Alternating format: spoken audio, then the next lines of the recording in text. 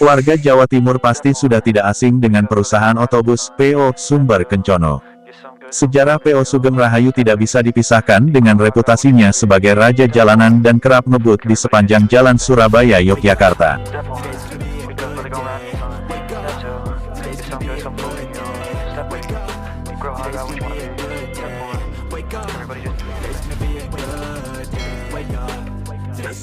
Hobi ngeblong inilah yang membuat bus yang berdiri sejak tahun 1981 ini tidak perlu diragukan dalam hal ketepatan waktu. Di sisi lain, hobi ngebut ini membuat PO Bus ini terkenal sering mengalami kecelakaan fatal.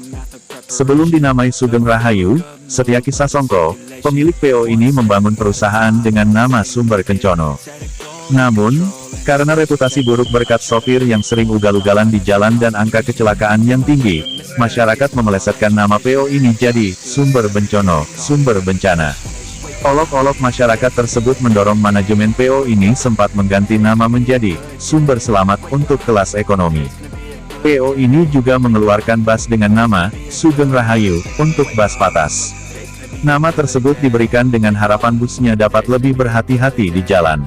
PO asal Sidoarjo, Jawa Timur ini memulai usaha dengan bermodalkan 6 buah bus. Usaha ini berkembang pesat dan sempat dianggap sebagai PO terbaik. Hal itu bisa dibuktikan dengan penghargaan yang diterima oleh PO Sumber Kencono dari Kementerian Perhubungan pada tahun 2005, 2007 dan 2008. PO Sumber Kencono dianggap sebagai bus yang memberikan pelayanan terbaik kepada masyarakat. 1 tahun berselang, ada yang berubah dari PO ini. Selama rentang waktu tahun 2009 sampai tahun 2011, banyak kecelakaan yang melibatkan bus ini. Hampir semua kecelakaan yang terjadi disebabkan karena sopir ugal-ugalan di jalan. Hal ini berdampak pada reputasi PO ini. Bahkan, saking seringnya kecelakaan, pemerintah memberi sanksi berupa pembatasan armada hingga 40%.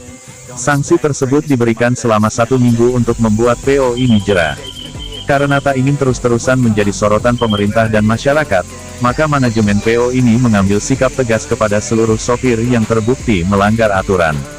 Sopir yang kedapatan ngebut atau melebihi kecepatan yang ditentukan akan diberikan sanksi. Sejak saat itu, kecelakaan pada bus ini mulai menurun secara signifikan. Anggota Bismania Indonesia Eka Prasetya menilai bus yang ada saat ini akan lebih ikut aturan dan jarang yang ngebut. Sekarang bus Sugeng Rahayu sudah diberikan speed limiter yang memungkinkan memberikan peringatan berupa suara apabila melebihi kecepatan yang diizinkan, jelasnya.